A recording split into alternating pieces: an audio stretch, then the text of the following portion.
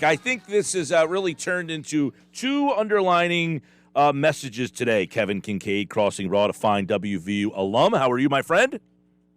I'm doing great. Listen, today was my first day back from paternity leave, and so what a way to get back into the Philly sports scene. We got Ben Simmons a no-show for camp, and Eagles-Cowboys tonight. So talk about jumping right back into it, Right, absolutely, right. Hey, welcome back, Kevin Kinkead. Here we go. So obviously there was two messages today. Everybody wants Ben Simmons back. Do we believe them? One. Yeah, I do. All right. So we do agree that the players actually would like him to come back here. I would agree with you on that. I believe that. Okay. Yeah, I believe that, yeah. All right. Two, it seemed that the messaging was that Philadelphia is a tough place to play and that Ben maybe doesn't handle this very well. Did you get that as a pretty big message today? Yeah, that was the vibe I got. I think everybody, I asked specifically a couple of the guys. I asked Danny Green and Joel Embiid to elaborate on the comments that they made this summer about the fans and needing to be better and kind of back off when necessary. And they all kind of said something to the effect of, like, the fans are passionate, they have a right to say what they want to say and respond the way that they respond. They're hardworking. They buy our jerseys. They go to our games. They're loud. They're intense, and we want that.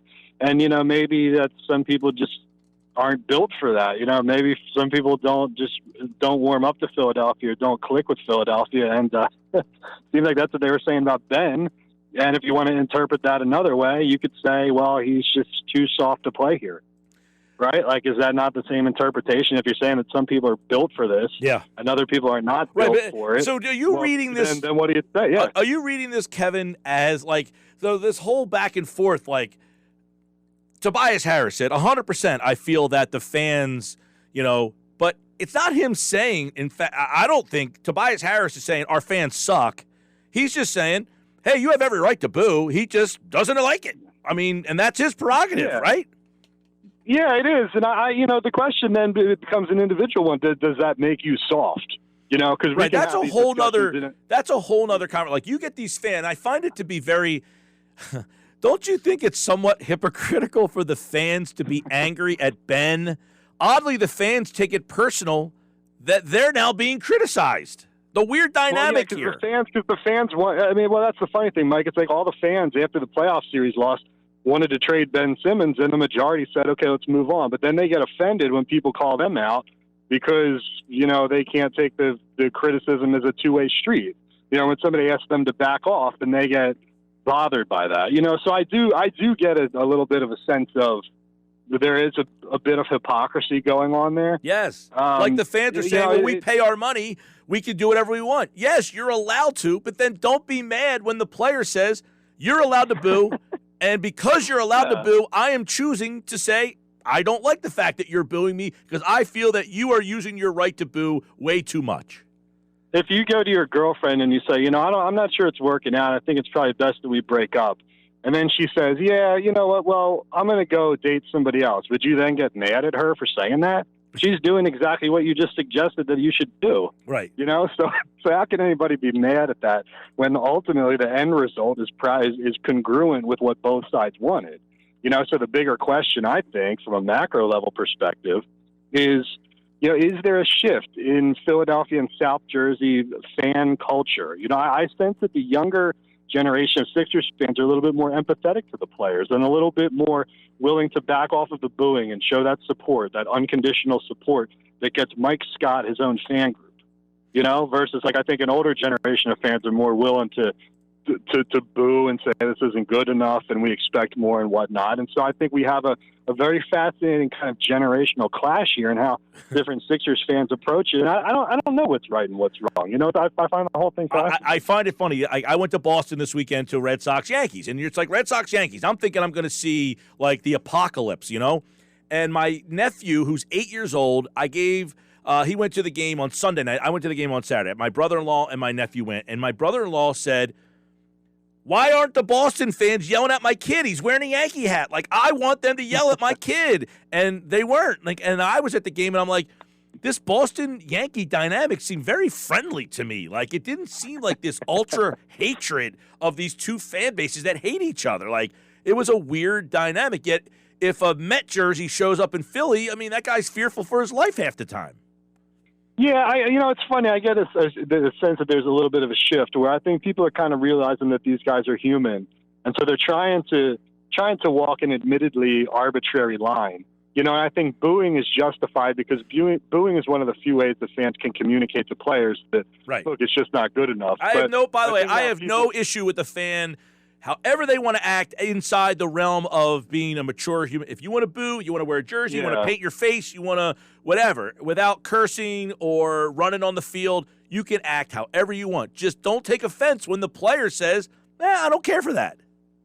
Well, and that's what Joel Embiid said, because I asked him to clarify it, and he said, look, I think the fans can do whatever they want to do, but Philly does have a reputation of being a tough place to play. And when people get here, when players get here, it clicks for them, and they say, oh, these fans are really passionate. All I got to do is work hard and play hard. You don't even have to play very well, to be honest. Like, Aaron Rowan broke his nose running into the fence, and people loved him for life, and he was here for a cup of coffee, right? Yep. But what Joel basically It's a great example, by the way.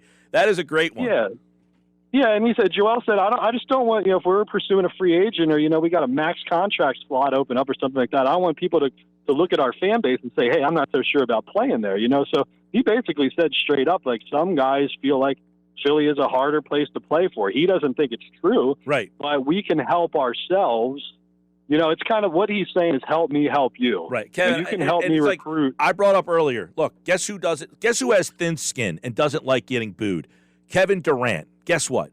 I bet you would take Kevin Durant coming here if Kevin Durant said, hey, I'll sign there. I just don't want you to boo me. Like, because people act like, well, if you can't handle boos, then you're no good. Well, guess what? Kevin Durant's pretty good, and he doesn't want to be booed. Well, right, and I think then the question is, Mike, like, is there anything wrong with being soft? Like, Kevin Durant, for all intents and purposes, is soft, but he's also a killer on the floor. Right, exactly. To your point. And it reminds me of, like, kids in the classroom. They say that children learn in different ways. Some have to be hands-on. Some can just look at a book and figure it out. Some can just be told by the teacher and remember it that way.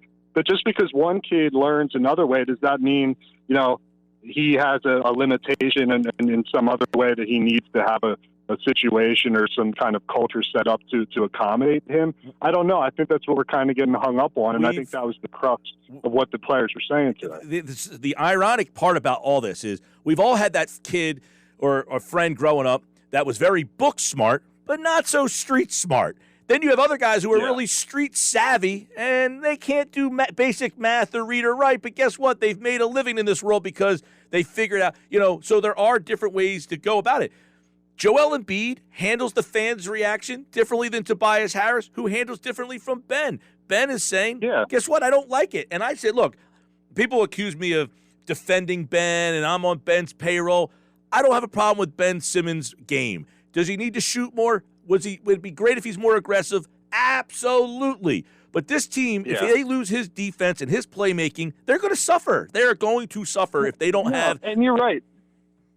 And here's the thing, Mike. It's like, if fans treated Ben Simmons and Markelle Fultz and other people a certain way from day one, they would have more of a complaint to file. But you were there with me in the arena when fans were cheering for these guys and giving them a standing ovation and trying to help them through free throws and going bonkers when they hit a three-pointer. So the default behavior, don't let anybody tell you otherwise, the default behavior was unconditional support for these guys. And they only abandoned them when they felt like they weren't doing what they needed to do, or they weren't getting better, or they weren't improving. So I don't. Philly can be tough to play in for sure, but you don't have to do a damn thing to earn the respect of these fans and have their adoration off the bat. We've got people who worship at the altar of Tyrese Maxey who hasn't done anything yet. Yeah. So don't tell me it's hard to come here when the default is this crazy support that you wouldn't get in a town like Memphis where people just don't care. Right, exactly. And as I said, I tweeted this out, Kevin Kinkead from Crossing Broad. Ben knows he can't face the fans because he knows his game has not improved. He's not a dummy. He knows he cannot go back in front of those fans if he's not going to shoot 80% from the free throw line, if he's not going to start taking jumpers, if he's not going to start jacking threes. he knows that game is not coming out on the floor, so he knows what's about to come, and he doesn't want to face it. No, exactly. And, for Doc Rivers, when he says, look, celebrate all the good things that he does well, I mean, we've been doing that, man.